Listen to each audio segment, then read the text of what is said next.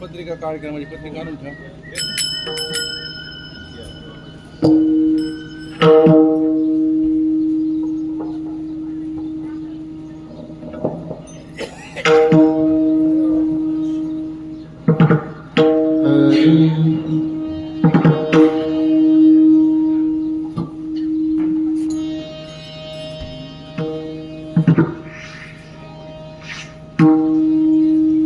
हरे राम कृष्ण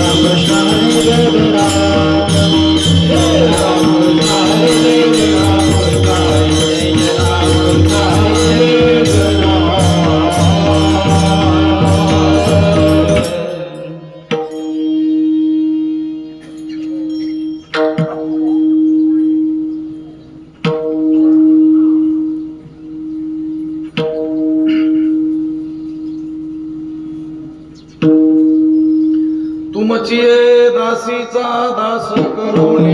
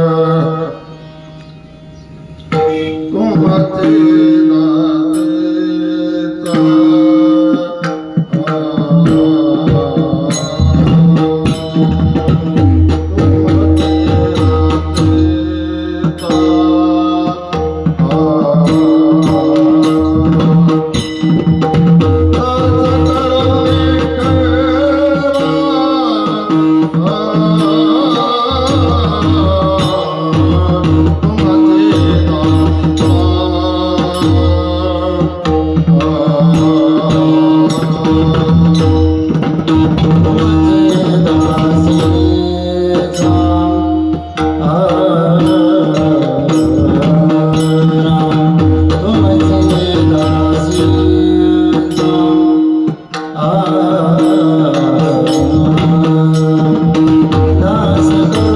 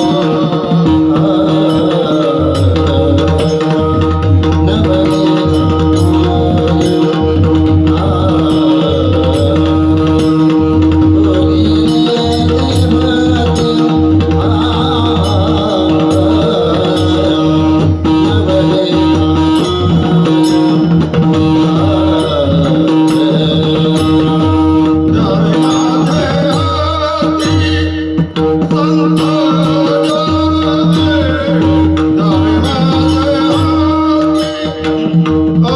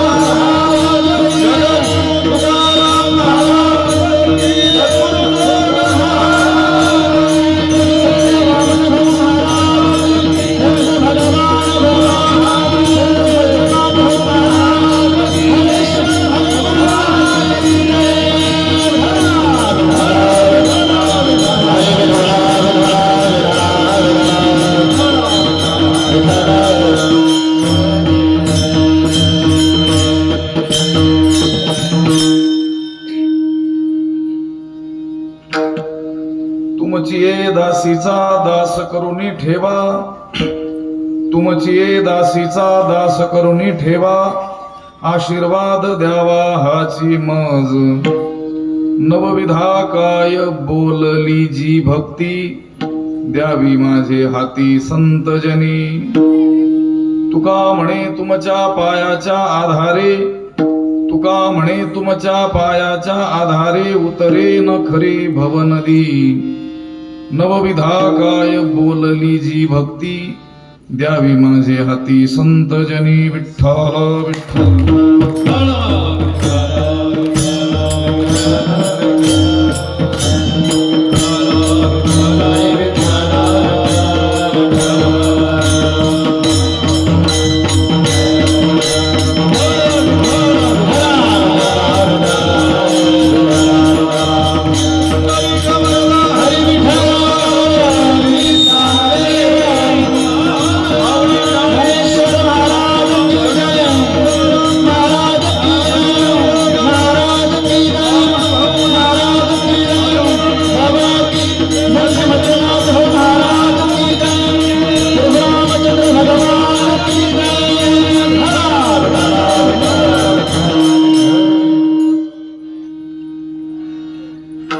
श्रीकांतं कमलावरं वररुचिं श्रेष्ठं रमावल्लभं, मोक्तारं कलिपङ्कमग्नजनता वृन्दस्य भक्तप्रियं, गोगोपीगणवेष्टितं मधुरया वाण्यास्तुतं सज्जनैः, तं भीमातटवासिनं प्रभुवरं श्रीपाण्डुरङ्गं भजे पाण्डुरङ्गाकरम्.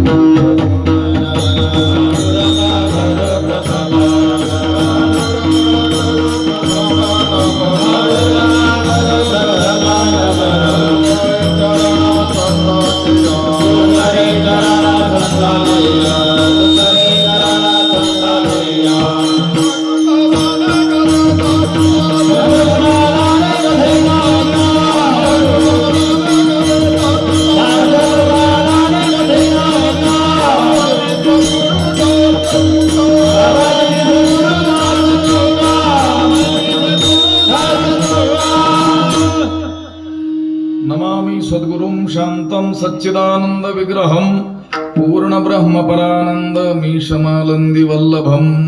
ओम नमो ज्ञानेश्वर करुणाकरा दयाळा, तुमचा अनुग्रह लाधलो पावन झालो चराचरी. नमो सद्गुरु तुकया ज्ञान दीपा, नमो सद्गुरु सच्चिदानंद रूपा, नमो सद्गुरु भक्त कल्याण मूर्ती, नमो सद्गुरु भास्करा पूर्ण कीर्ती. अखंड मंडलाकारं व्याप्तं येन चराचरं, तत्पदं दर्शितं येन तस्मै श्री गुरवे नमः. जयांची केली स्मरण, होय सकळ विद्यांचे अधिकरण, तेची बंधू श्री चरण श्री गुरूंचे, ते नमस्कारुनी आता.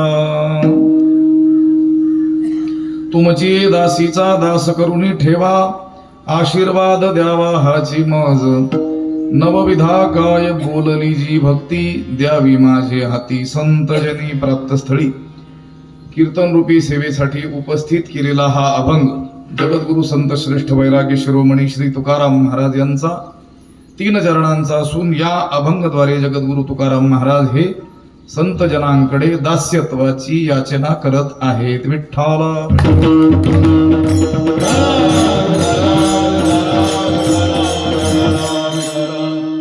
क्षेत्र स्वरूप असलेल्या जोडमोहोज या गावी प्रभू रामचंद्रांच्या या प्रांगणामध्ये हा जो अखंड हरिनाम सप्ताह होतो आहे, याचं निमित्त श्री संत मच्छिंद्र भाऊंच्या मंदिराचा वर्धापन दिन आणि पूजनीय वैकुंठवासी हरिभक्तीपरायण वासुदेव महाराज मचे यांचं तृतीय पुण्यस्मरण पुण्यतिथी या निमित्तानं हा उत्सव संपन्न होतो आहे.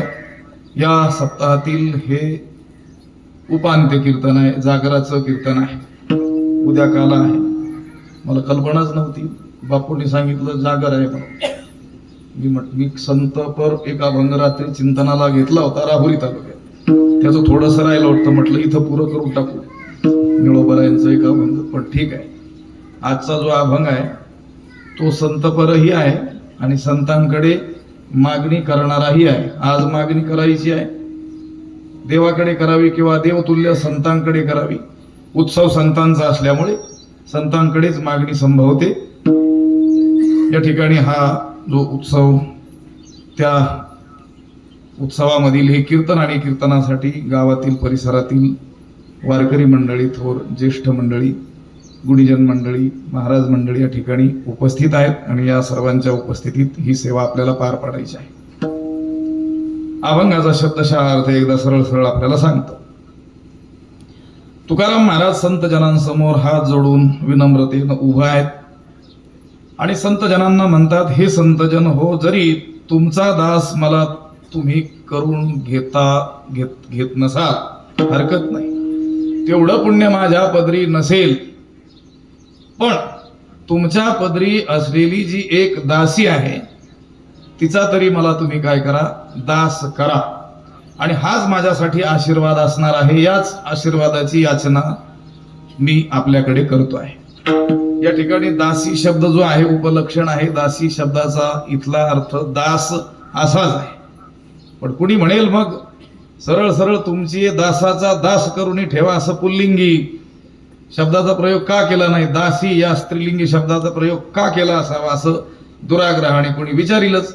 त्याला देखील उत्तर आहे, चिंतन करताना बघू. तुमच्या पदरी असलेल्या एका दासीचा मला काय करा, दास करून तुम्ही घ्या, हाच माझ्यासाठी आशीर्वाद असणार आहे.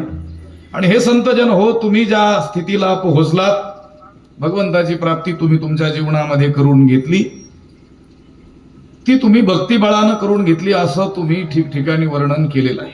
आपल्याला प्राप्त झालेली स्थिती ही भगवंताच्या भक्तीनं प्राप्त झालेली आहे असं तुम्ही अनेक ठिकाणी म्हटलेले आहात. भक्ती आम्हालाही ठाऊक आहे, भक्तीचे किती प्रकार होतात हे मलाही ठाऊक आहे. पुराणांतरी भक्तीचे 9 प्रकार सांगितलेले आहेत. विध म्हणजे प्रकार, एकविध म्हणजे एक प्रकार, द्विविध म्हणजे 2 प्रकार, तसं नवविध म्हणजे 9 प्रकार. आता तुकोबारायाच्या भूमिकेत आहेत, संतजनांसमोर मागणी करत आहेत. त्या भूमिकेतील साधकाला भक्ती किती प्रकारची आहे हे ठाऊक आहे. वेगवेगळ्या भूमिकेतून तुकाराम महाराज बोलतात. ज्यावेळेस मारुतीरायांसमोर उभे राहतात त्यावेळेस काय भक्तीच्या त्या वाटा, म्हणजे भक्तीचे किती प्रकार आहेत हे मला ठाऊक नाही, हे तुम्ही सांगा. म्हणजे त्या प्रसंगी त्यांना भक्तीचे प्रकार ठाऊक नाहीत. आता संतजनांसमोर तुकाराम महाराज ज्या भूमिकेतून उभे आहेत तेथे मात्र तुकोबारायांना भक्तीचे किती प्रकार होतात हे चांगलं ठाऊक आहे. भक्ती 9 प्रकारची बोलल्या गेलेली आहे पुराणांमध्ये, शास्त्रामध्ये, ती मला ज्ञात आहे. पण ती भक्ती कशी केल्यानं भगवंत प्रसन्न होतो हे मात्र मला ज्ञात नाही. त्या भक्तीचं वर्म मी जाणत नाही. त्या भक्तीचं वर्म आपण जाणता आणि सवर्म वर्मासहित ती भक्ती केल्यामुळं तुम्ही भगवत कृपा संपादन केलेली आहे. म्हणून माझ्यावरती देखील भगवंताची कृपा व्हावी यासाठी भक्ती कशी करावी हे मला तुम्ही समजावून सांगा. नवविधा काय बोलली जी भक्ती 9 प्रकारची बोलल्या गेलेली आहे. द्यावी माझे हाती संतजनी वर्मासह ती भक्ती तुम्ही माझ्या हाती द्या. याचा अर्थ ती भक्ती माझ्याकडून तुम्ही करून घ्या. आणि हे संतजन हो, अशा रीतीनं तुम्ही तुमचा आश्रय, तुमच्या चरणांचा आश्रय, तुमच्या जवळ मला स्थान जर द्याल तर उतरून पैल तीराला जाणं अत्यंत अशक्यप्राय असलेली ही भयंकर भवनदी ती मी लीलया सहज निश्चयानं उतरून पैल तीराला जाईल. पण तुम्ही मला तुमच्या चरणांचा आश्रय दिला पाहिजे, अशा रीतीनं आश्रय दिला पाहिजे. तुका म्हणे तुमच्या पायाच्या आधारे उतरेन खरी, खरे म्हणजे निश्चयानं, खरोखर उतरेन खरी भवनदी, ही भयंकर भवनदी मी निश्चयानं उतरून पैल तीराला जाईल. पण यासाठी तुम्ही जशी देवाची भक्ती केली तशी तुम्ही माझ्याकडून करून घेतली पाहिजे. नवविधा काय बोलली जी भक्ती द्यावी माझे हाती संतजनी विठ्ठल.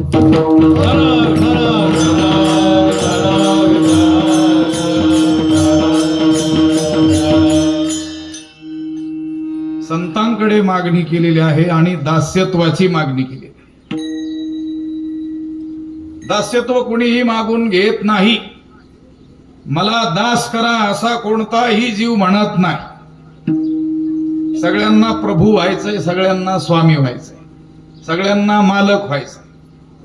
तुकाराम महाराज इथं विपरीत मागणी करताना आपल्याला दिसतात.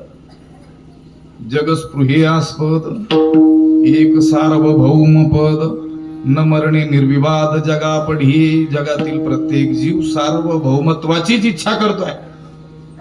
माझ्याकडे सत्ता असावी, सगळ्यांनी माझं ऐकावं, मला कोणाचंही ऐकण्याची वेळ येऊ नये असं प्रत्येक जीवाला वाटतं. आपल्यावरती कोणीतरी सत्ता गाजवावी, आपण त्याची गुलामी करावी, दास्यत्व करावं, चाकरी करावी असं कोणालाच वाटत नाही. आणि ते योग्यही आहे व्यवहाराच्या दृष्टीनं. कारण दास होणं म्हणजे दुःख पदरात पाडून घेणं. दास्यत्व आणि दुःख जणू काही एकाच नाण्याच्या दोन बाजू आहेत. हे जगातील लोकांना काय आहे ठाऊक आहे, जीवांना ज्ञात आहे. दास्यत्व म्हणजे पारतंत्र्य. तंत्र शब्दाचा अर्थ आहे अधीन. स्वातंत्र्य म्हणजे स्वाधीन, स्वतंत्र. परतंत्र शब्दाचा अर्थ आहे पराधीन. काल परवा झालं की नाही स्वातंत्र्य दिन. देश गुलामीमध्ये होता, दास करून ठेवलं होतं आपल्याला. परकीय लोक सत्ता गाजवत होते. सामान्यांना तर त्याचंही ज्ञान नव्हतं. पण जे बुद्धिवान लोक होते, दयाळू लोक होते, त्यांना मात्र हे ज्ञान होतं की हे परकीय लोक आहेत आणि आपण त्यांच्या सत्तेखाली चिरडले जात आहोत. आपण स्वतंत्र असलो पाहिजे. आपल्या लोकांनीच आपल्यावर काय केलं पाहिजे, राज्य केलं पाहिजे. म्हणून टिळकांचं प्रसिद्ध वाक्य आहे की नाही, स्वातंत्र्य हा माझा जन्मसिद्ध अधिकार आहे आणि तो मी मिळवणारच. स्वातंत्र्य हे जीवाला देवानं दिलेलंच आहे. प्रत्येकाला जो जन्म दिलेला आहे तो वेगळा वेगळाच दिलाय की नाही, युनिक आहे प्रत्येक माणूस. कुणी कुणासारखा नाही आणि कुणी कुणासारखं व्हायचं देखील नाही. कुणी कुणासारखं होण्याचा प्रयत्न करणं याचाच अर्थ त्याला देवावर विश्वास नाही. देवाने स्वतंत्र जन्म दिलाय, स्वतंत्र त्याचं प्रारब्ध निर्माण केलंय, स्वतंत्र बळ, शक्ती, सामर्थ्य, बुद्धी त्याला दिलेली आहे. ते काय दुसऱ्यासारखं होण्यासाठी नाही दिलेली. आम्हालागी गुरुदेवे आम्हीच केलो. अमृतानुभवामध्ये ज्ञानोबाराय म्हणतात, श्री गुरु निवृत्तीनाथ महाराजांनी कृपा केली आणि आम्हाला करून ठेवलं. काय करून ठेवलं? कुणासारखं करून ठेवलं? तुमच्यासारखं नाही, आमच्या सारखंच आम्हाला बनवलं. आणि प्रत्येक जीवाला आपल्यासारखंच व्हायचं म्हणजे स्वरूपाची प्राप्ती प्रत्येकाला करून घ्यायची. ते खरं काय आहे, स्वातंत्र्य आहे. असो, प्रत्येक जीव या मायेच्या अधीन आहे, पराधीन आहे. आणि पराधीन माणूस कधीही सुखी असू शकत नाही. दास्यत्व म्हणजे पराधीनता. दास म्हणजे गुलाम. दास शब्दाचा अभिप्राय लक्षात येण्याकरिता परकीय भाषेतील एक शब्द उसना घ्यावा लागेल. गुलाम शब्द उर्दू भाषेतून आले. दास शब्दाचा अर्थ चाकर, नोकर वगैरे हा घ्यायचाच नाही, नाहीतर अर्थ समजणार नाही. आणि रोजाचा गडी तर घ्यायचाच नाही. रोजाचा गडी वेगळा, दास वेगळा. रोजाच्या गड्याला तेवढं स्वातंत्र्य आहे. किती स्वातंत्र्य? दुपारीच म्हणू शकतो तो मालकाला काय म्हणू शकतो, खोरं टिकाव बांधावर आदळून तुझं तू पहा, एवढा स्वतंत्र आहे. कोण? रोजाचा गडी. आम्ही गमतीनं सांगत असतो, कुणाची जर शेती त्याचं स्वतःचं करायला कोणी नसेल आणि केवळ रोजाच्या गड्यावर अवलंबून असेल तर 4-2 वर्षाला मिळून 1-2 एकर विकावीच लागते. का बरं? बरोबर आहे ते. त्या रोजाच्या गड्यात सामर्थ्यच तेवढं आहे. किती? आपणा सारिखे करीती तात्काळ. शेत मालकाला सुद्धा भूमिहीन बनवू शकतात. विठ्ठल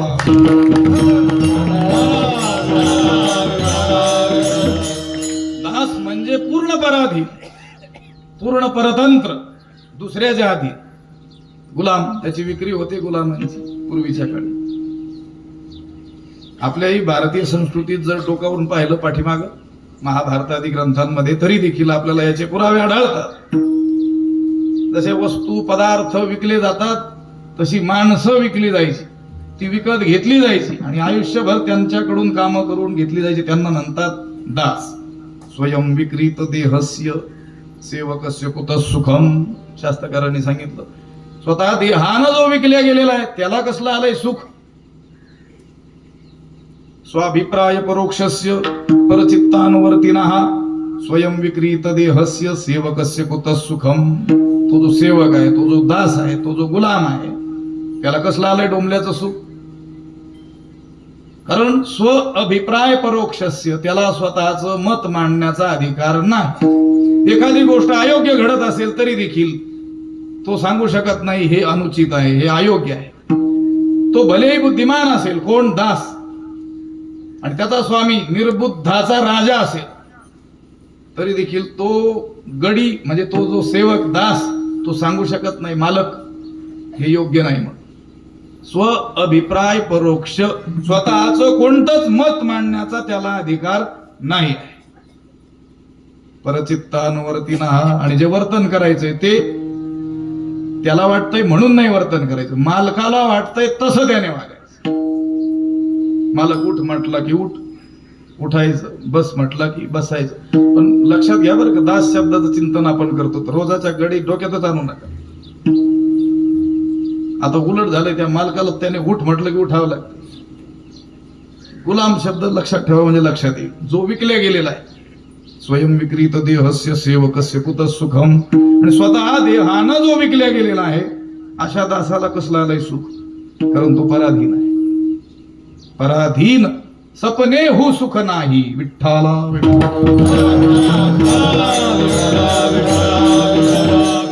जो पराधीन आहे, परतंत्र आहे, दास आहे, त्याला जागृतीत तर सुख नाहीच. पण तो झोपला, त्या झोपेत स्वप्न पडलं, ते स्वप्न देखील सुखाचं पडत नाही. दिवसभर दुसऱ्याची गुलामी करणारा, दुसऱ्याच्या मतानं वागणारा, स्वतः विकल्या गेलेला जो आहे त्याला जे स्वप्न पडतील ते काय सुखाचे पडतील.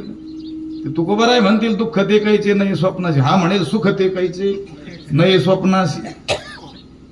आपली तशीच अवस्था आहे की जागृतीतही सुखाचा संबंध नाही आणि झोपेतही, ज्या झोपेत स्वप्न पडतात ते कशाचे पडतात. आरपळच उठला एक जण रात्री, मध्यरात्री, बिबट्या आला इकडे येत असतो ना या भागात, का नाही तिकडे उसाच्या क्षेत्रात जास्त असतो.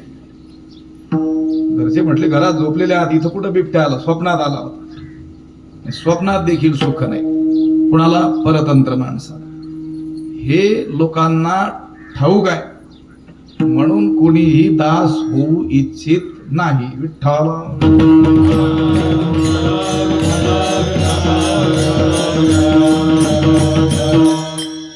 नाथ महाराज तर म्हणतात जो पराधीन आहे, जो दास आहे, गुलाम आहे, त्याला सुख नाही आहे. पण दुसरा कोणी तटस्थ मनुष्य त्याच्याबद्दल असं म्हणेल की दासाला सुख आहे, नाथ महाराजांनी त्याला महामूर्ख म्हटलेला आहे. पराधीनाशी सुख आहे म्हणे तो केवळ मूर्ख, सोलिव दुःखाचे दुःख अवश्य देख पराधीना. पराधीनाला सुख आहे, दासाला सुख आहे, दासाचं जीवन सुखमय आहे असं म्हणणाऱ्याला नाथ महाराजांनी काय म्हटलं, तो परम मूर्ख, तो मूर्खांचा राजा आहे म्हटलं. सोलिव दुःखाचे दुःख, निव्वळ दुःख, थोडं देखील सुखाचं मिश्रण त्याच्यात नाही. निरस दुःख, दास्यत्व म्हणजे निरस दुःख, केवळ दुःख, सुख संबंध रहित निव्वळ दुःख म्हणजे दास्यत्व. म्हणून दास होण्याची कुणीही इच्छा करत नाही. त्या व्यासांजनावर एक श्लोक येतो, व्यासेन परिकीर्तिताः. काय म्हटले व्यास, जीवंतो मृता पंच व्यासेन परिकीर्तिताः, दरिद्रो व्याधितो मूर्खाः प्रवासी नित्यसेवकाः. व्यासांनी असं सांगितलं. व्यास म्हणजे नमोस्तुते व्यास विशाल बुद्धे व्यासो वदत्यखिल वेद विशेष विज्ञः. वेदाच्या अर्थाला विशेष रीतीनं जाणणारे व्यास असं म्हणतात. ज्या व्यासांचा मागोवा ज्ञानोबारायांसारखे ज्ञान्यांचे राजे घेतात तैसा व्यासांचा मागोवा घेतो एवढे मोठे व्यास. व्यासोच्छिष्ट जगत्रय, या जगात जेवढं काही ज्ञान आहे ते सगळं व्यासांचं पुष्ट आहे. आता या क्षणाला जे काही शोध लागलेले असतील, मानवापुढे नवनवीन काही संशोधन त्याच्या निमित्तानं काही गोष्टी आल्या असतील आणि अजूनही लाखो वर्षानंतर ज्या पुढे येतील त्या सर्व व्यासांनी अगोदरच लिहून ठेवलेल्या आहेत. त्या व्यासांनी सांगितलं ही 5 माणसं जिवंत असूनही मेल्यासारखीच असतात. कोणती 5 माणसं? दरिद्रो व्याधितो मूर्खा प्रवासी नित्यसेवका. हा पहिला दरिद्री, धनहीन मनुष्य. तो सुद्धा जिवंत असून मेल्यासारखाच असतो. जगाचं त्याच्याकडे लक्षच जात नाही, त्याची विचारणाच कोणी करत नाही. जो निर्धन आहे त्याच्या बोलण्याकडं मन लावून कोणी ऐकतंय का? तुकोबारायांनी प्रश्न केला. कोणी त्याच्या बोलण्याकडे लक्ष देत नाही, किती तो बुद्धिमान असू द्या. कोण? निर्धन मनुष्य. म्हणून तो देखील जिवंत असून मेल्यासारखा आहे. दरिद्रो व्याधितो, व्याधिग्रस्त, अनेक रोगांनी ज्याचं शरीर ग्रस्त झालेलं आहे, जीवनाच्या कोणत्याच सुखाचा नीट उपभोग ज्याला घेता येत नाही, तो देखील जिवंत असून मेल्यासारखा. दरिद्रो व्याधितो मूर्खा. मूर्ख मनुष्य. लोक आपल्या स्वार्थासाठी आपला उपयोग करून घेत आहेत याचं देखील ज्याला ज्ञान नाही, असा मूर्ख. त्याचं जीवन देखील जिवंत असून मेल्यासारखंच आहे. प्रवासी चौथा सांगितला.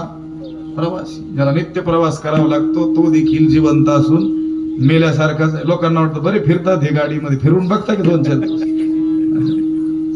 बरी मजा आहे म्हणतात त्यांची. घरातून बाहेर पडलेला मनुष्य पुन्हा घरी येईल की नाही याची खात्री. एका गुरूंना प्रश्न केला शिष्यानं, किम सुखम. हे श्री गुरु, तुमच्या दृष्टीनं सुख काय आहे? व्यावहारिक प्रश्न आहे नीतिशास्त्रात. काय उत्तर दिलं त्यांनी? आपण प्रवासाला जाणं सुख मानतो. सहलीला जातात लोक आनंद घेण्यासाठी, चला आता इकडे जाऊ तिकडे जाऊ, कुठे कुठे जातात. त्यांनी दिलेलं उत्तर उलट आहे. किम सुखम अप्रवास गमनम. प्रवासाला न जाणं हेच सुख. विठ्ठला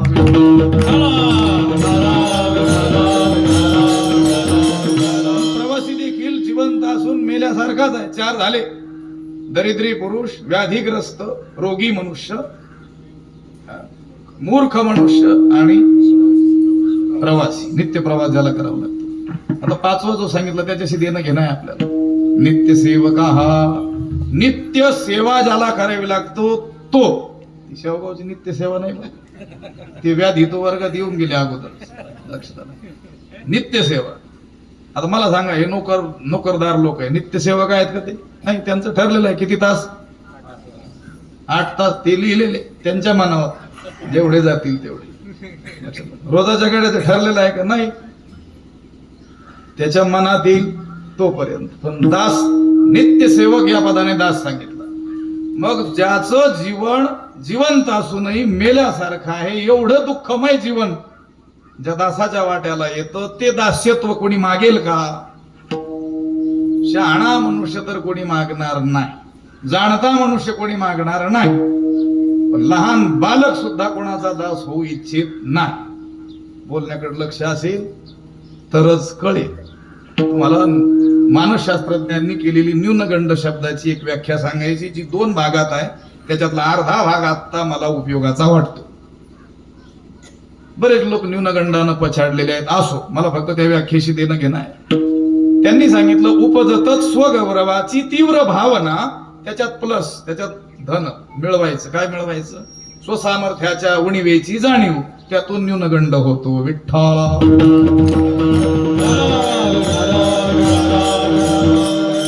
न्यूनगंडाशी आपल्याला देणं घेणं नाहीये. तो 1 तासभर व्याख्यानाचा स्वतंत्र विषय आहे. अर्धी व्याख्या मला आता उपयोगी आहे. उपजतच स्वगौरवाची तीव्र भावना प्रत्येकामध्ये असते. जन्मजातच ती भावना असते की माझा गौरव व्हावा, मला मान सन्मान मिळावा, माझी प्रतिष्ठा व्हावी, माझी कीर्ती व्हावी, माझा नावलौकिक व्हावा, लोकांनी मला मानावं, लोकांनी माझं ऐकावं, लोकांनी माझ्या पुढे विनय अनुनय करावा, जी उजरी करावी, ही जी भावना आहे प्रत्येक जीवाच्या अंतःकरणात, ती उपजत आहे आणि तीव्र आहे. त्यातून मला काय सांगायचं, जे लहान बालक आहे त्याला सुद्धा कोणाचं ऐकावं वाटत नाही. काम सांगून पहा लहान मुलाला, त्याला सुद्धा असं वाटतं मी सांगावं आणि बाकीच्यांनी ऐकावं. हे बालमानसशास्त्रज्ञ त्यांनी काही निरीक्षणं लिहून ठेवलेली आहेत. अनेक लहान मुलं वेड्यासारखं करतातच. आता बालकानं जर वेड्यासारखं केलं नाही त्याला बालक कोण म्हणले ज्ञानोबा म्हणतात. पण कारण असेल, त्याला काही वस्तू हवी असेल, आपण ती दिली नसेल, त्यावेळेस त्यानं वेड्यासारखं केलं तर आपण समजू शकतो. पण कधी कधी ती बालक काही कारण नसताना विनाकारण वेड्यासारखी करताना दिसतात. त्याचं काय कारण असतं? तर त्याचं कारण हेच असतं की त्यांना असं वाटत असतं आपण असं वागलो की सगळे घरचे आपल्या समोर येतील, विनय अनुनय करतील, तुला काय हवं नको ते विचारतील, जी हुजरी करतील, आणि मग त्याला आतून काय होईल? आनंद होईल. ही सर्व गोष्ट काय दाखवते की ते बालक सुद्धा कोणाचा दास होऊ इच्छित नाही. विठ्ठल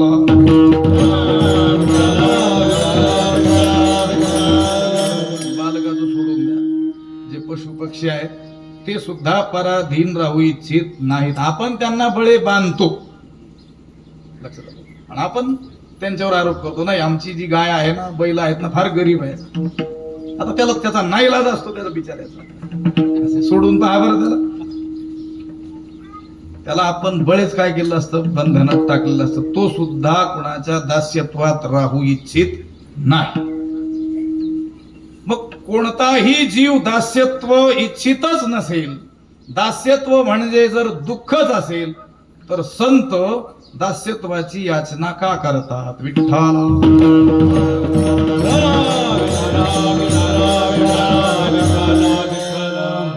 दास्यत्व म्हणजे दुःख ही गोष्ट खरी आहे, सत्य आहे, पण ती अर्ध सत्य आहे.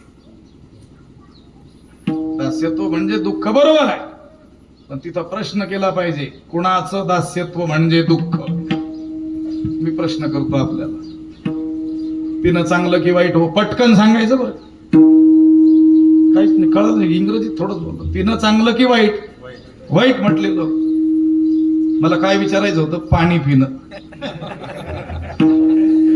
तुम्ही मला प्रतिप्रश्न विचारायला पाहिजे होता, महाराज तुम्ही विचारलं पिणं चांगलं की वाईट. आमचा तुम्हाला एक प्रश्न आहे, उत्तर देण्याच्या अगोदर काय पिणं चांगलं की वाईट असं तुम्हाला विचारायचं. आता काय काय पिल्या जातं? चहा पिल्या जातो, ते तुमच्या मनात आलं नाही. काही लोक कॉफी पितात, दूध पितात, ज्यूस पितात, उसाचा रस पितात, आणि पाणी तर सगळेच पितात, पण या गोष्टीतील एकही गोष्ट ध्यानात आली नाही. मी पिणं चांगलं की वाईट म्हटल्याबरोबर तुम्ही काय उत्तर दिलं? वाईट. बरोबर आहे, पिणं वाईट, पण काय पिणं वाईट याचा विचार केला पाहिजे. तसं दास्यत्व म्हणजे दुःख ही गोष्ट तंतोतंत खरी आहे, पण कोणाचं दास्यत्व म्हणजे दुःख हा प्रश्न विचारला पाहिजे. विठ्ठल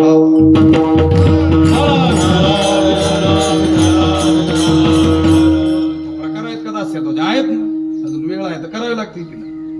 2-4 प्रकार करू. गरिबी हटाव योजना, अभंगाचं सगळंच 1 तासाभरात कसं काय सांगता येईल?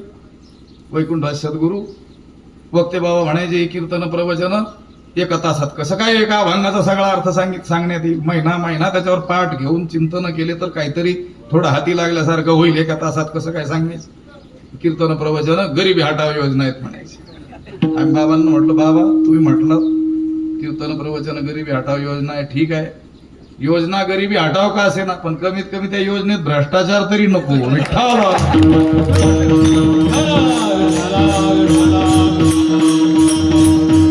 पण आता योजना आणि भ्रष्टाचार नाही असं काही होऊ शकत नाही. योजना भ्रष्टाचार रहित योजना कळवा, लाख रुपये मिळवा असंही म्हटलं तरी वावगं ठरणार नाही, कारण भ्रष्टाचार रहित योजनाच नाही. तुम्ही म्हणाल का नाही? सांगतो उत्तर. कारण योजनेची योजनाच भ्रष्टाचारासाठी. विठ्ठल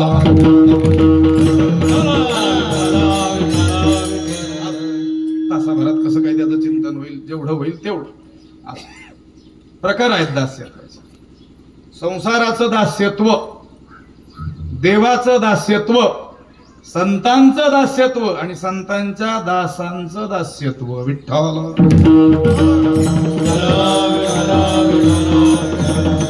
पैकी संसाराचं दास्यत्व म्हणजे दुःख ही गोष्ट 100% खरी आहे. तुकोबाराय संसाराचा दास होऊ तर इच्छित नाहीतच, तारे दास होती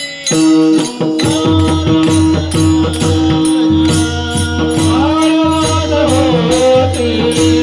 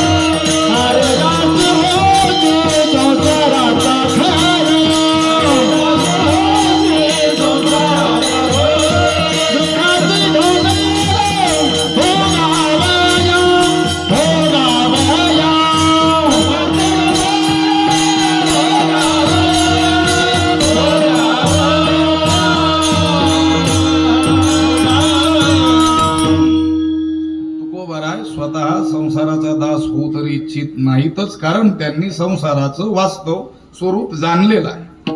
दुःख बांधवडी आहे हा संसार, सुखाचा विचार नाही कोठी.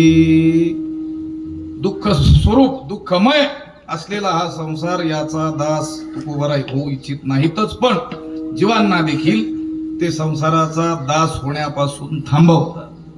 कारे दास होसी संसाराचा खर. खर शब्दाचा अर्थ आहे गाढव. यथा खरश्चंदन भारवाही. खर शब्दाचा अर्थ आहे गाढव. रकार हलका उच्चारायचा, खर र मध्ये म्हणायचंच नाही, त्याचा अर्थ होतो गाढव. आणि रकार पूर्ण उच्चारायचा, अ घालून त्याच्यामध्ये. खरं याचा अर्थ सत्य. संसाराचा दास होणारे खर आहेत, हे खरं आहे. विठ्ठला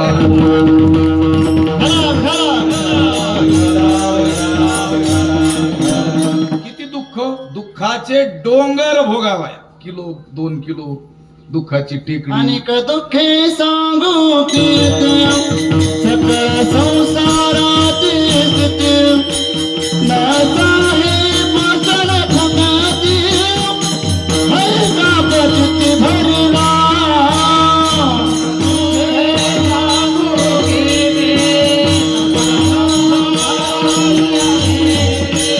नाचाही पाषाण ठगाती, ऐका पचिती भरला.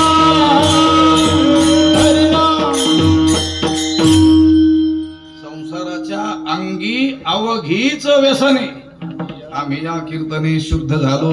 अवघीच सगळीच. किती सांगावे, किती सांगावे की त्याची गणतीच करता येणार नाही. आणि सकळ संसाराची ही स्थिती आहे. रात्री कधीतरी बोललो आम्ही, गरीब लोकांना उगीच भ्रमाण असं वाटत असतं की मोठ्यांचा संसार सुखाचा असतो. बोललेलं लक्षात येत आहे का? भ्रम असतो तो. गरिबांना उगीच वाटतं श्रीमंत लोक त्यांचा संसार कशाचा आहे, सुखाचा आहे. नाही, सारखंच आहे. गुरुवर्य एक साधूवर्य होऊन गेले दहीगावला, काळे महाराज, कृष्णदेवा काळे, मोठे ज्ञानेश्वरीचे उपासक, देवा म्हणायचो आपण त्यांना. त्यांनी मला एक गोष्ट सांगितली होती. ते म्हटले, बाजारामध्ये एक माणूस विंचू विकायला आला. काय विकायला? विंचू. विपरीतच. आता लोक वेगवेगळे वस्तू पदार्थ आणतात विकायला, पण त्याने काय आणले? विंचूच आणले. विंचू विकायला बसला, ओरडून सांगू लागला, कोणताही विंचू घ्या, 5 रुपये. बरं, विंचू लहान मोठे, काळे गोरे असे सगळेच आणलेले होते त्याने, तांबडे पिवळे.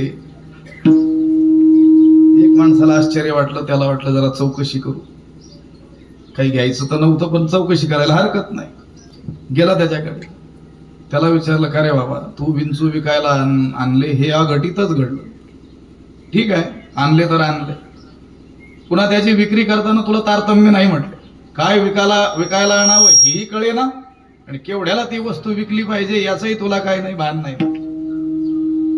विकायचेच होते विंचू, तर मग त्याचे भाव वेगवेगळे ठरवले पाहिजे होते. काळे विंचू थोडे कमी किमतीत, गोऱ्या लोकांचा भाव जरा जास्त करायला पाहिजे. लहान आकाराचे असतील तर 2 रुपयाला विकायचा, मोठा असेल तर 5 काय 6 लाख विके नाही, 1000 रुपये जास्त घेऊन. त्यावेळी त्या विंचू विक्रेत्यानं उत्तर दिलं होतं. काय उत्तर दिलं होतं?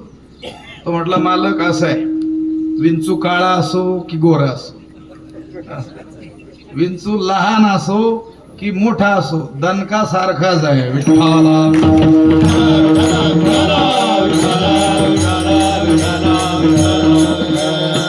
संसार कोणाचा विपन्न अवस्थेतील असो किंवा कोणाचा संपन्न अवस्थेतील असो, दुःख हे प्रत्येकाला आहेच. म्हणून त्या संसाराचा का दास होतात? आश्चर्य वाटतंय तुकोबारायांना. आता संसाराच्या दास्यत्वाचे कितीतरी वर्ग करता येतील. पत्नीचं दास्यत्व, पुत्रांचं दास्यत्व, धनाधिकाचं दास्यत्व, मनामागे नांद्या होऊन मनाचं दास्यत्व, इंद्रियांचंही दास्यत्व. विठ्ठल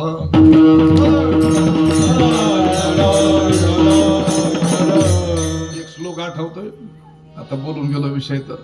जन्म दुःखम, जरा दुःखम, जाया दुःखम, पुनः पुनः अंतकाले महद दुःखम, तस्मात जागृही जागृही. शास्त्रातले श्लोक आहे. एका पदाकडे तुमचं लक्ष वेधून घ्यायचंय. आता करता बोलून गेलो आपण पत्नीचं दास्यत्व म्हणून जाया दुःखम शब्द तिथे आलेला आहे. जन्माचं दुःख, म्हातारपणाचं दुःख. जाया दुःखम, पुन्हा पुन्हा जाया शब्दाचा अर्थ आहे पत्नी, भार्या. तुम्ही सगळे अनुभव असलेले ऋषीमुनी आहात, त्यामुळं मला मी फक्त शास्त्रातलं वाचून सांगतो कसं काय पुन्हा पुन्हा दुःख आहे म्हणून. लक्षात. तुम्हाला ऋषीमुनी कशामुळे म्हटलं माहितीये का? एकदा वैकुंठवासी अण्णा, जगन्नाथ अण्णा, ते म्हटले या लग्नाला वगैरे गेल्यानंतर ते नवदाम्पत्य विवाह झाला की लगेच काय करतात, त्या मंडपामध्ये उपस्थित असलेले जे म्हातारी माणसं आहेत त्यांच्या पाया पडतात, जाऊन त्यांना नमस्कार करतात. मला लक्षातच येत नव्हतं की हे यांना नमस्कार का करतात, असं काय यांचं कर्तृत्व आहे म्हणून. देवाधर्माच्या पाय पडावं, संतांच्या पाय पडावं, यांच्या काय पाय पडतात. मला बरेच दिवस विचार माझ्या मनात चालला होता, पण नंतर लक्षात आलं ज्या अर्थी ही परंपरा चालत आलेली आहे काहीतरी तथ्य त्यामध्ये असलं पाहिजे. कोणतीही जी गोष्ट चालत आलेली आहे ती अमूल नसते, मूळरहित नसते, तिला कुठेतरी मूळ असतं.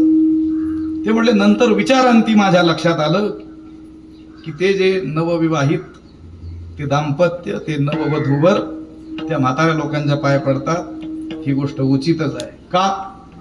ऐकावं लागेल बारीक तुम्हाला. आत्ता या नवदाम्पत्याने ज्या संसार अरण्यात प्रवेश केलेला आहे त्या अरण्यातली ही थोर ऋषी मुनी मंडळी. विठ्ठला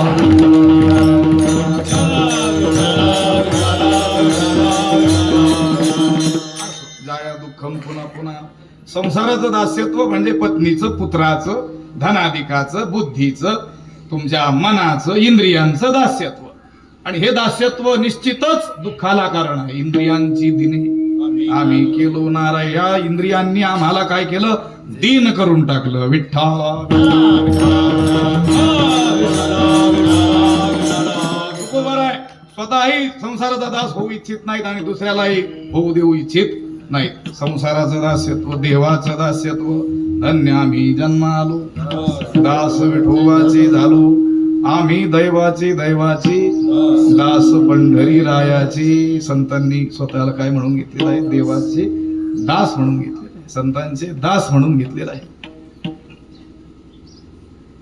आपला जो वारकरी संप्रदाय आहे ना, हा दास्यत्वाची परंपरा असणारा संप्रदाय आहे. यामध्ये आपल्याला ज्या पदव्या वगैरे लिहिल्या जातात ह्या आता अलीकडे कुठून तरी आलेल्या आहेत, आयात केलेल्या. भ हीच पदवी खूप झाली मोठी. हरिभक्ती परायण, पर म्हणजे श्रेष्ठायन म्हणजे स्थान. हरीच्या भक्तीला ज्याच्या जीवनात सर्वोच्च स्थान आहे तो हरिभक्त परायण किंवा हरिभक्ती परायण. आता नवनवीन लिहिल्या जातात पदव्या, त्या उत्तरेकडून दक्षिणेकडून काय झालेल्या आहेत, आयात केलेल्या आहेत. महंत वगैरे आणखी काही काय लिहितात, महामंडलेश्वर नाही, मंडलेश्वर असतं, महामंडलेश्वर वगैरे 108, 1008, 2016, 3024 आणखी काहीतरी असतं. वारकरी संप्रदाय हा पांडुरंगाच्या दासांचा संप्रदाय आहे. अण्णांची आठवण आली, पुन्हा त्यांचं एक वाक्य सांगून जात.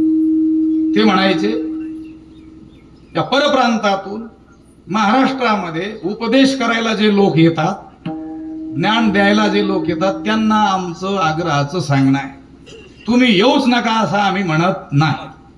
महाराष्ट्र संत भूमी आहे. त्या उत्तराखंडाला काय म्हणतात, तिकडे बोर्ड असतात, आपण जातो, देवभूमी उत्तराखंड में आपका स्वागत है. महाराष्ट्र सुद्धा संतांची भूमी आहे. संत भूमी महाराष्ट्र में आपका स्वागत है. ही संतांची भूमी आहे. आमचे गुरुवर्य शांतीब्रह्म मारुती बाबा सांगत असतात, पुरेकर बाबा, महाराष्ट्रामध्ये संतांचं उभं पीक आलं. इतके संत, उभं पीक आलं, इतके संत. मग इतके संत या ठिकाणी होऊन गेले, एवढं वाङ्मय निर्माण झालं, एवढा ज्ञानाचा खजिना आपल्यासाठी करून त्यांनी ठेवला. इथं आपल्याला येऊन ज्ञान सांगण्याची आवश्यकता काय आहे बाकीच्यांना? अण्णा म्हणायचे बाकीच्यांनी येऊच नाही असं आम्ही म्हणत नाहीत, पण आमचं गुरु होऊन येऊ नये, आम्हाला ज्ञान सांगण्यासाठी येऊ नये. यायचंच असेल तर आम्ही ज्ञानोबाचे आणि तुकोबारायांचे दास आहोत असं म्हणून या आम्ही स्वागत करतो. विठ्ठल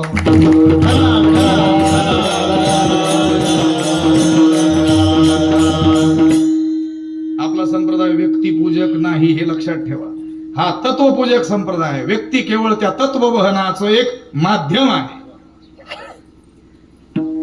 अनेक संत अवतरित होतात, अवतार कार्य संपूर्ण निघून जातात. कृतज्ञतापूर्वक त्यांच्याबद्दल बोलताना आपण भलेही असं म्हणत असू की महाराजांच्या दाण्यानं मोठी पोकळी निर्माण झाली, पण ते आपण भावनेनं म्हटलेलं असतं. खरी गोष्ट ही असते की पूर्वीचीच पोकळी दूर करायला ज्यांचा अवतार झाला आणि यावर आयुष्य ज्यांनी काम केलं त्यांच्या जाण्याने पोकळी कशी होईल. विठ्ठल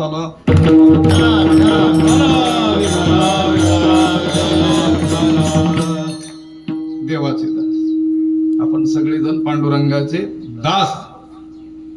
आमच्या स्वामीजींनी प्रसंगी त्यांच्या मुखातून निघालेली काही वाक्य आहेत. याभिस्वैर कथास्तेषाम उपदेशाः भवन्तिताः. भवभूतीनं म्हटलेलं आहे. स्वैर कथा सहज बोलणे हित उपदेश. जयाचे पिसाट शब्द सुखी म्हणोई वेद. त्यांनी काही सहज बोलताना त्यांच्या मुखातून निघालेल्या व्याख्या आहेत, सांगतो तुम्हाला. संतांच्या व्याख्या उपयोगी आहेत, विषयी तोच चालू आहे. जो किंवा जे लोक समाजाला आपल्या नादाला न लावता देवाच्या नादाला लावतात तेच संत. नादालाच लावतात, पण कोणाच्या? देवाच्या. आपल्या नाही, आमच्याकडंच या. आमचे फोटो घरात लावा, मेलो नसलो तरी लावू, पण मर अगोदर. एका ठिकाणी गेलो आम्ही आश्रमामध्ये. त्या जिवंत असलेल्या आणि तरुण असलेल्या महाराजांनी त्याचाच फोटो लावला होता. आता म्हटलं बोलायचं तर खरं, पण कसं बोलावं आता? इथं बोलल्याशिवाय तर राहायचं नाही. थोडा मार्ग आड मार्गाने बोल. तिथं विद्यार्थी होते त्यांचे. बोलता बोलता सुंदर आहे, चांगले विद्यार्थी आहेत, असं तसं बोलता बोलता मुलांना म्हटलं, मुलांना चुकून फोटोला हार बीर घालताल बरं. व्यक्तिपूजक नाही संप्रदाय, तत्वपूजक आहे. स्वामीजी म्हणतात आमचे, जे लोकांना देवाच्या नादाला लावतात ते संत. अजून एक वाक्य सांगतो, उपयोगी आहे. जे लोकांकडून आपली पूजा करून घेत नाहीत, लोकांना देव पूजेला लावतात ते संत. विठ्ठल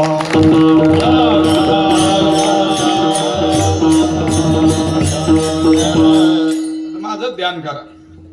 काय सुंदर ते ध्यान आहे का? तू ही मरकाच आमच्यासारखा, तुझंही शरीर नासक कुचक जाणार. आपण सगळे त्या पांडुरंगाचे कोण आहोत? दास. देवाचं दास्यत्व, संसाराचं दास्यत्व, देवाचं दास्यत्व. तिसरी गोष्ट संतांचं दास्यत्व. संतांची पायी हा माझा विश्वास, सर्व भावे दास झालो त्यांचा. पण संतांचं दास होण्याकरिता अगणित पुण्याईची काय आहे आवश्यकता. तुकोबाराय देखील देवाला प्रश्न करतात, हे देवा अशी वर्म मला दाखव की त्यांचा सेवक मी कोणत्या पुण्याने होईल. कोण पुण्य यांचा होईन सेवक, जी द्वंद्वाधिक दुराविले. द्वंद्वाधिक ज्यांनी दूर केलेले आहेत अशा संतांचा दास मी कोणत्या पुण्याईनं होईल. कोणती पुण्य मी केली पाहिजेत, किती केली पाहिजेत, ही वर्म हे देवा तू मला सांग. म्हणजे पुण्याशिवाय संतांची भेट होऊ शकत नाही. तुकोबारायांना संत भेट झाल्यानंतर आणि त्यांची सेवा घडल्यानंतर देवाला प्रश्न तुकोबारायांनी केलेला आहे, देवा संतांची भेट तर मला झाली, त्यांची सेवा तर मला घडली, त्यांची कृपा मला प्राप्त झाली, पण हे नेमकं कोणतं पुण्य मी केलं होतं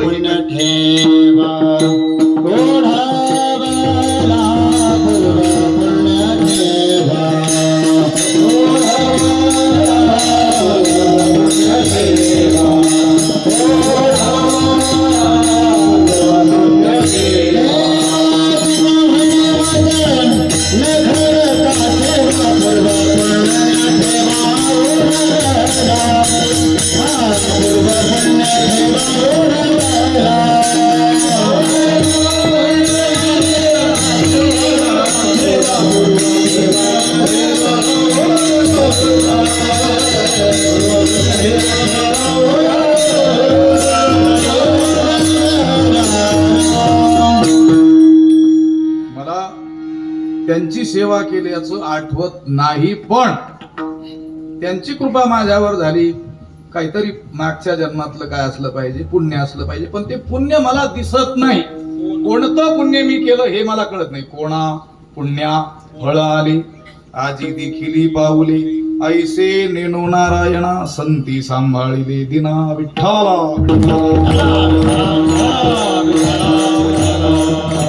मज दिनाचा संतांनी सांभाळ केला हे कोणत्या पुण्यानं घडलं याचाच अर्थ काय? मोठं पुण्य असावं लागतं त्यावेळी संतांचं दास्यत्व प्राप्त होत.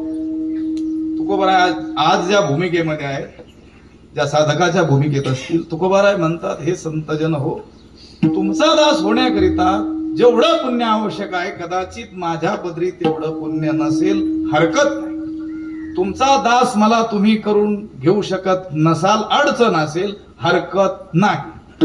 पण तुमच्या दासांचा तरी, तुमच्या दासीचा तरी मला काय करा, दास करा अभंगाचं प्रथम चरण. ए तुमचे दासीचा हा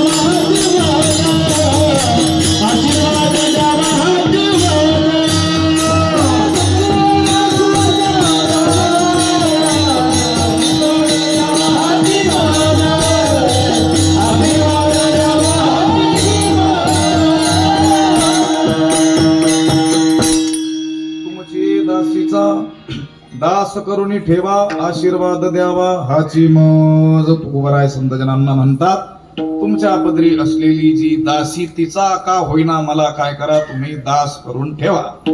आणि हाच माझ्यासाठी काय असणार आहे, आशीर्वाद असणार आहे. आता हे विपरीतच वाटतंय. हाची चकारात्मक आणि पुन्हा शब्द आहे आशीर्वाद. जगातील लोक दास्यत्व वाट्याला येणं याला शाप मानतात आणि जगातील लोक साधूकडे किंवा देवाकडे मागणी करताना, आशीर्वाद मागताना आम्ही स्वामी व्हावं असा आशीर्वाद द्या असं मागत असतात. कोणी म्हणतंय का संतांकडे जाऊन मला असा आशीर्वाद द्या की मी अखंड काय झालो पाहिजे, दास झालो पाहिजे. काहीतरी मोठं होण्याचाच काय मागतात आशीर्वाद. आशीर्वाद मागण्याचा काळ चालू आहे सर. कळालं? बरं झालं, आमचंच भाग्य म्हणायचं. इतके दिवस साधू संत आठवतच नव्हते. मला वाटतं साधूंची तपस्या कमी पडली होती, ती या काळात वाढली की काय. सगळे साधूचीच गाठ घेतात. कारण आशीर्वाद पाहिजे कशाचा, दास होण्याचा नाही, मालक सत्ताधीश होण्याचा, आणि त्याला आशीर्वाद समजतात व्यवहारातले लोक. पण व्यवहारातील लोक अज्ञानापोटी तसं समजतात. राजा जरी झालो तरी देखील, प्रभू झाला तरी संसाराचा दास. तो प्रभू, मालक, सत्ताधीश, राजा जरी झाला तरी शेवटी कोण आहे, तो संसाराचा दास आहे. दास म्हणजे दुःख. व्यवहारामध्ये लोक ठीक आहे, लोक मागतात की आम्हाला काहीतरी मोठं होण्याचा काय द्या, आशीर्वाद द्या, पण खरा आशीर्वाद तोच आहे संतांचा दास होण. कारण हे पहा, व्यवहारातील राजाची आपण कितीही चाकरी केली, कितीही सेवा केली, कितीही गुलामी केली, दास्यत्व केलं, तो राजा काही आपल्याला राजा करून टाकत नाही. बनवतो का नाही? कितीही निष्ठेनं सेवा करा, तो काय ठेवतो शेवटी? त्याला दासच ठेवतो. लोक सांगतात की नाही आता थोडस प्रकार बंद झाले, पूर्वी पिढ्याना पिढ्या त्या मालकाची सेवा करणारी ती कुटुंब असायची. आमच्या आजोबांनी यांच्या आजोबांची सेवा केली, आमच्या वडिलांनी यांच्या वडिलांची सेवा केली, आम्ही आता यांच्या पदरी कोण आहोत? सेवक आहोत. त्या मालकाला कधी वाटलं का याला मालक बनवावं म्हणून? कधी वाटणार नाही. व्यवहारातील स्वामी दासाला कायमच दासच ठेवत असतो, पण संत मात्र आपल्या दासाला कायमच दास ठेवत नाहीत. आपण सारखी करीती तात्काळ नाही काळ वेळ तया लागी कृपा कटाक्षने आळिले आपुले पदी बैसविले बाप रखुमादेवर विठ्ठले भक्तादी धली वरदान बैसविती अक्षय पदी ब्रह्मानंदी कृपाळू. निळवरांचा अभंग आहे. जन्म मरणा निवारिती जे दाविती सुपंथ बैसविती अक्षयपदी. कुठं नेऊन बसवतात? क्षयपदी नाही जाणारे पद, अक्षयपद जिथं बसल्यानंतर आढळ पद त्या स्थानावर नेऊन पोहोचवतात. कोण? संत. कुणाला? त्यांच्या दासाला. म्हणून दास्यत्वाची मागणी. अहो ठीक आहे, पण सरळ सरळ संतांचा दास मला करून ठेवा असं नाही म्हटलंय. संतांच्या दासीचा दास. लांबलचक वाटतंय की नाही? व्यवधान वाटतंय मला. याच्यापेक्षा लांबलचक सांगितलं. मद दास करी त्यांचा संत दासांच्या दासांचा. कुणाला मागणी केली? देवाला. काय म्हटलं देवाला? मला त्यांचा दास कर. कुणाचा? संतांच्या दासांचा दास मला कर. संत त्यांचे दास, त्यांचे दास, आणि त्यांच्या दासाचा मला काय कर? दास कर. मज दास करी त्यांचा संत दासांच्या दासांचा. लांबलचक वाटतंय की नाही? असू द्या लांबलचक. याच्या अपेक्षा भयंकर लांबलचक आहे.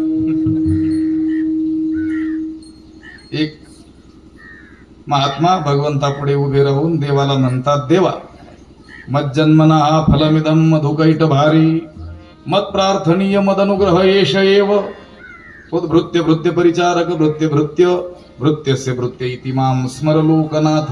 श्लोकाचा अर्थ सांगण्यापूर्वी भृत्य शब्दाचा अर्थ सांगतो. भृत्य म्हणजे सेवक, भृत्य म्हणजे चाकर, दास. संस्कृत भाषेत 27 पर्यायी शब्द आहेत दासाला, त्यातला हा भृत्य शब्द आहे. या श्लोकात आला म्हणून सांगितलं. काय म्हणतो तो देवाला? देवापुढे उभे राहून, देवा तुझा दास मला करून घे. नाही.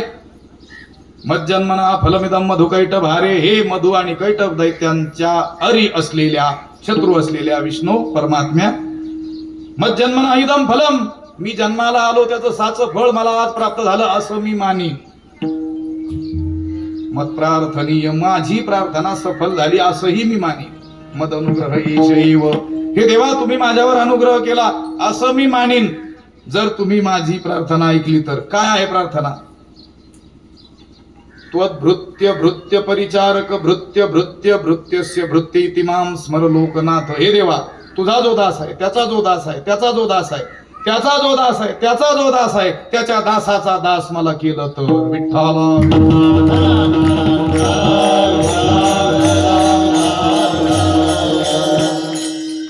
सरळ म्हणायचं, हे हरी तुझा दास मला करून घे. नाही. किंवा इथं सरळ, हे संतजन हो तुमचा दास मला करून घ्या. नाही. त्या मागणीत देखील चतुरता आहे. मागणारा सुद्धा चतुर असला पाहिजे. ठीक आहे, संतांना जर म्हटलो हे संतजन हो तुमचा दास मला करून घ्या, तर ते म्हणतील तुझं पुण्य तेवढं नाही. पण ठीक आहे, नका का नसे ना, तुमच्या दासाचा दास का होईना.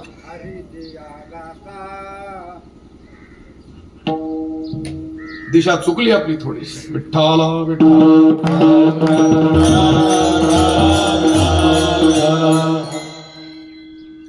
तुमच्या दासीचा का होईना मला काय करा? दास करा. तुमच्या दासांचा दास मला करा. कारण असं आहे, जसं हरी तैसे हरीचे दास, हरी जसा तसेच त्याचे दास. अगदी त्याचप्रमाणे संत जसे तसेच त्यांचे दास. संतांमध्ये आणि त्यांच्या दासामध्ये काहीच फरक नाही. शांती ब्रह्मसंत एकनाथ महाराज त्यांचा सेवक असलेला गावबा, त्यानं ते राहिलेलं रामायणाचं काम पूर्ण केलं. कोणताही भाषाशास्त्रज्ञ हे सांगू शकत नाही की या ओव्या नाथांच्या आहेत आणि या ओव्या गावबांच्या आहेत. काय बदल आहे? बदल आपणासारखे म्हटलंय की नाही, तात्काळ करून टाकतात, त्याला आपल्या पदावर नेऊन बसवतात. म्हणून संतांचा दास होण्यात जो लाभ आहे तोच लाभ संतांच्या दासांचा दास होण्यातही असल्यामुळं चतुर्थीनं मागणी करतात, तुमची दासीचा दास करून ठेवा. मग अशी प्रश्न उपस्थित केला होता. कुणी म्हणेल दासी शब्दाचा अर्थ जर दासच असेल तर मग दासी शब्द का वापरला, असा दुराग्रहाने प्रश्न केला तर त्याला देखील उत्तर आहे. कल्पना करा, जगद्गुरु तुकाराम महाराज भक्त श्रेष्ठ नामदेव महाराजांच्या समोर उभे आहेत. कोणाच्या समोर? नामदेव महाराजांच्या. आणि प्रार्थना करतात काय? तुमची दासीचा दास करून ठेवा. नामदेवरायांची दासी कोण? सेवा करी दासी जनी विठ्ठला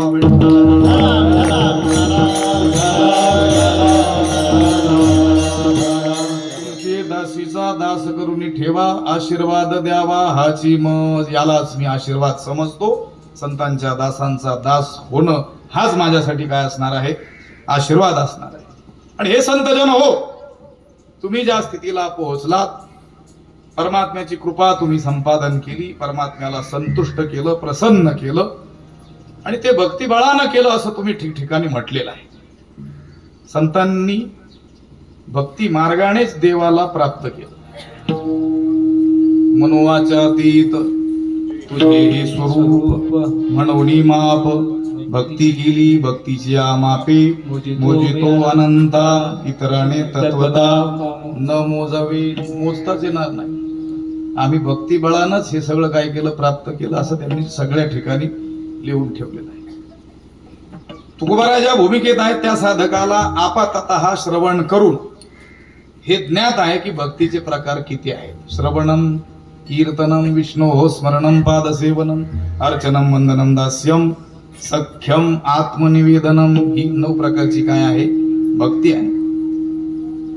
पण केवळ भक्तीचे प्रकार ठाऊक असणं आणि भक्त असणं हे एकच आहे असं नाही.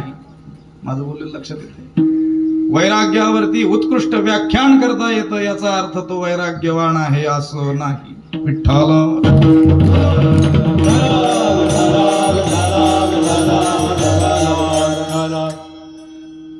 लोकांनी एका जणाचं नाव ऐकलं, म्हटले वैराग्य विषयावरती, विरक्ती विषयावरती उत्कृष्ट व्याख्यान हे करतात, त्यांना आपल्या गावी बोलवूया.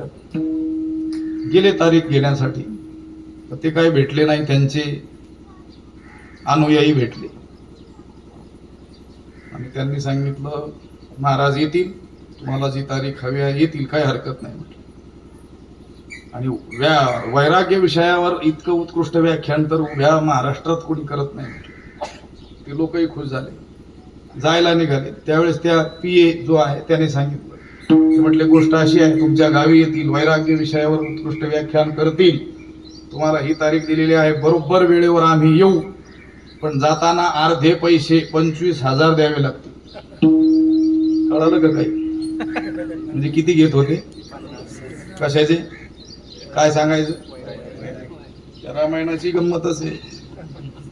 प्रभू रामचंद्र प्राप्त असलेल्या राज्यावर लाथ मारून पित्याच्या आज्ञे खातर वनवासाला गेले हे सांगण्यासाठी. कळालं असतं तर बरं होईल. काय सांगणारे बसून?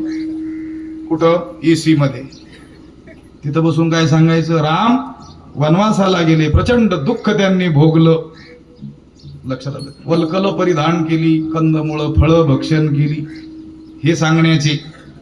तुम्ही सांगतात आम्हाला, आम्हाला काय ठाऊक? आम्ही देतही नाही, घेतही नाही, आमच्या पुढे येतही नाही. असे आले तर जगणारच नाही. तुम्हीच सांगता इतकी दिली इतकी दिली, असा प्रकार आहे.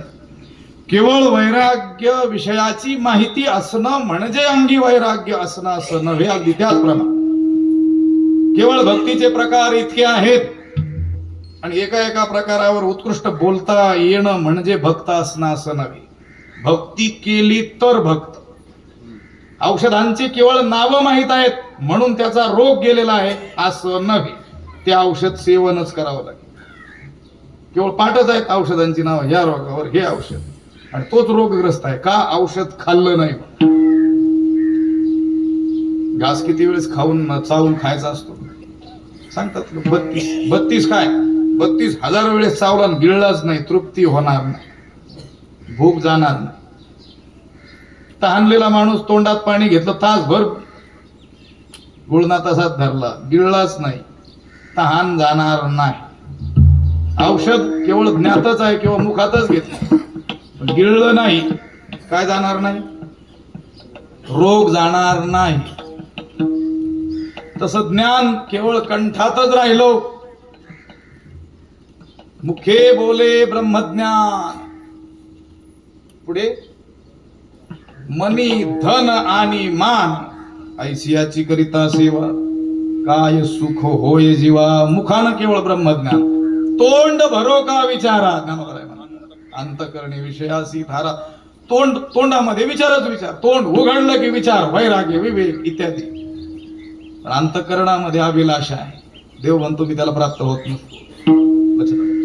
भक्तीचे केवळ प्रकार ठाऊक आहेत, याचा अर्थ ती भक्ती केलेलीच आहे असं नाही. तुकोबाराय म्हणतात भक्तीचे प्रकार हे संतजन आम्हाला ठाऊक आहे, भक्तीनं भगवंत प्रसन्न होतो हेही ठाऊक आहे, पण ती भक्ती कशी केली पाहिजे वर्मासहित ते वर्म तुम्ही जाणता.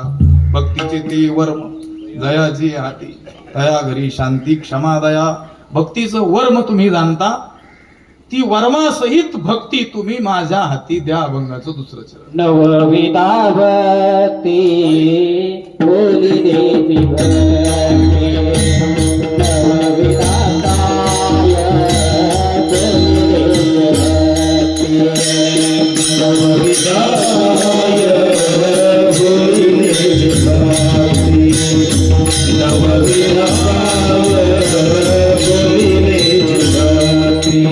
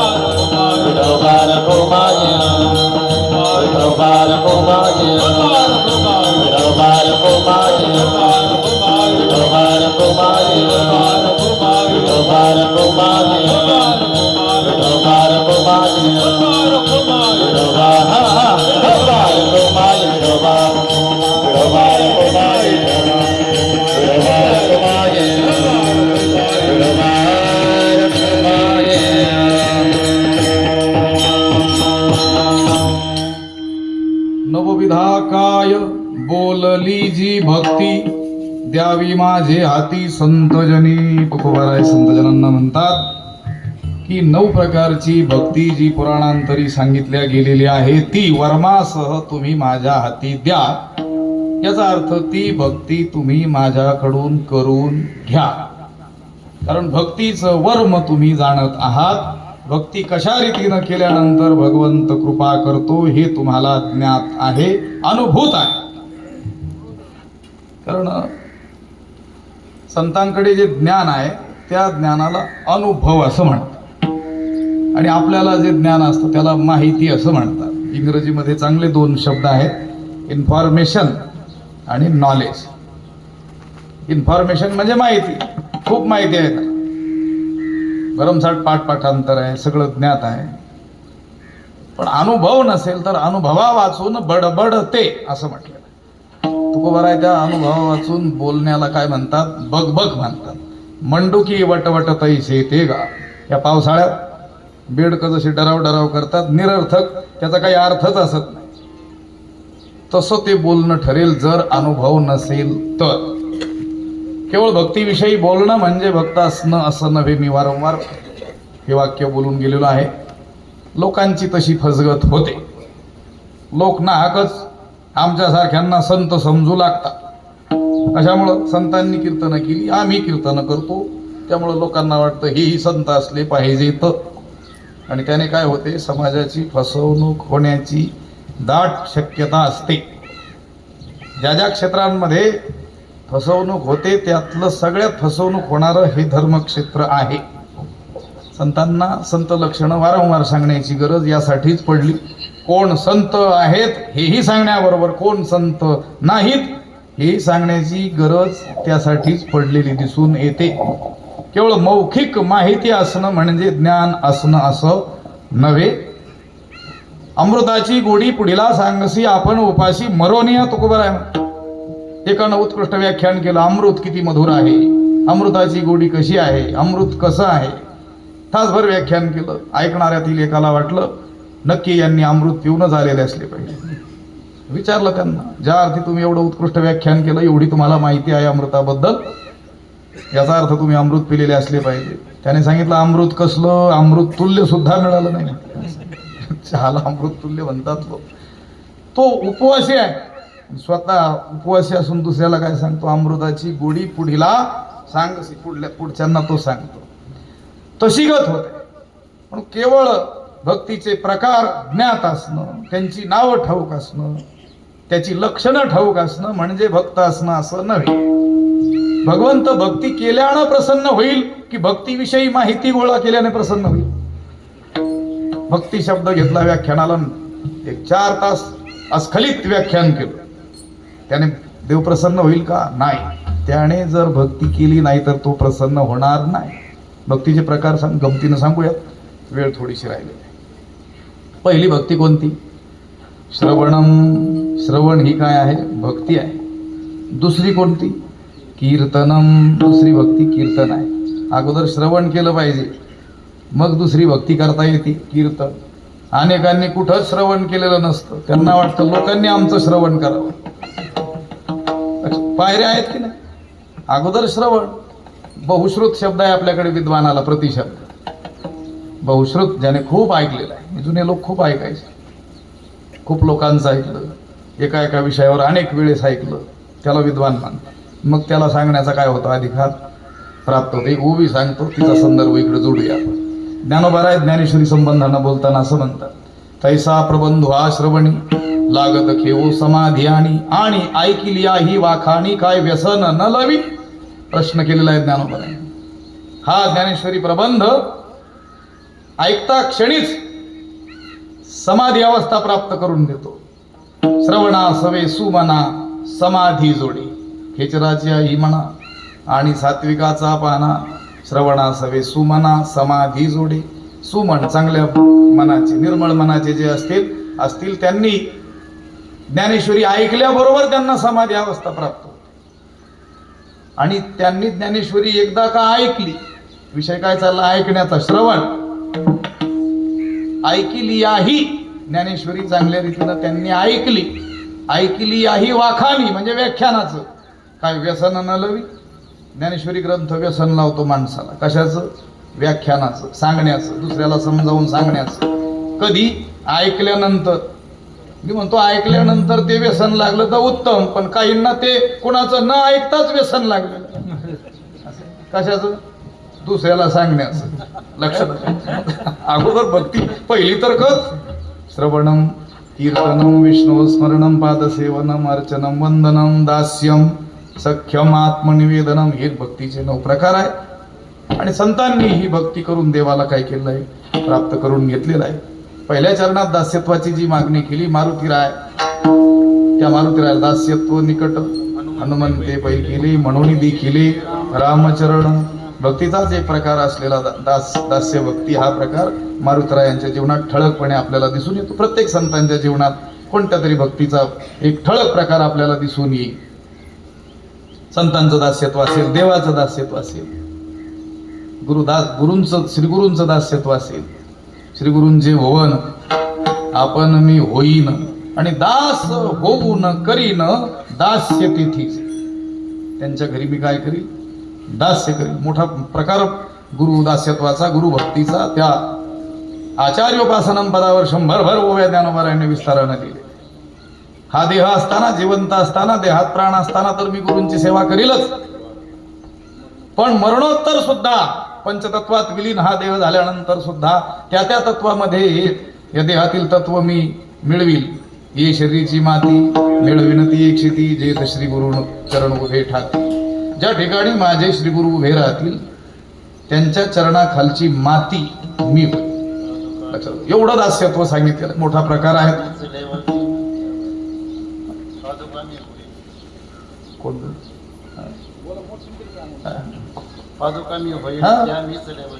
चरण संवाहन मीची करी. लक्षात आलं? दास्यत्व म्हणून तुमची दासीचा दास करून ठेवा. आणि काय मागितलं? नवविधा काय बोलली जे भक्ती द्यावी माझे हाती संतजन. हे संतजन हो तुमच्याशिवाय हे भक्तीचे प्रकार आणि याचं रहस्य वर्म हे दुसरं कोणी जाणत नसल्यामुळं तुम्हीच ती भक्ती माझ्याकडून करून घ्या. नवविधा काय बोलली जे भक्ती बोलले गेलेली आहे, सांगितले गेलेली आहे पुराणांमध्ये. मोठ्या रीतीनं तिचं वर्णन केलेलं आहे. आम्हालाही ठाऊक आहे, पण कशी करावी हे आम्ही जाणत नाहीत, म्हणून तो प्रकार तुम्ही आम्हाला सांगा. नवविधा काय बोलली जे भक्ती द्यावी माझे हाती संतजनी. आणि हे संतजन हो, अशा रीतीनं तुम्ही जर तुमचा आश्रय मला दिला. संतांचा आश्रय कशाला मानायचं हेही याच्यातून शिकण्यासारखं. केवळ गेलो जवळ राहिलो त्यांच्या म्हणजे त्यांच्या आश्रयाला राहिलो असं नाही. त्यांच्या दास्यत्वात जर राहू, त्यांच्या आज्ञेत जर राहू, तरच त्यांच्या कृपेला आपण काय होऊ? पात्र होऊ. नाहीतर अनेक लोकांचं जीवन संतांच्या सानिध्यात गेलेलं दिसतं, पण सत्संगतीचे म्हणून सांगितलेले लाभ त्यापासून हे वंचितच दिसतात. याचा अर्थ त्या संतांमध्ये सामर्थ्य नाही असं नाही. सत्संगतीची जी फळं वर्णिलेली आहेत ती खोटी आहेत असं नाही. हे केवळ संतांच्या सानिध्यात राहिले, जवळ राहिले, सत्संगतीत राहिलेच नाहीत. विठ्ठल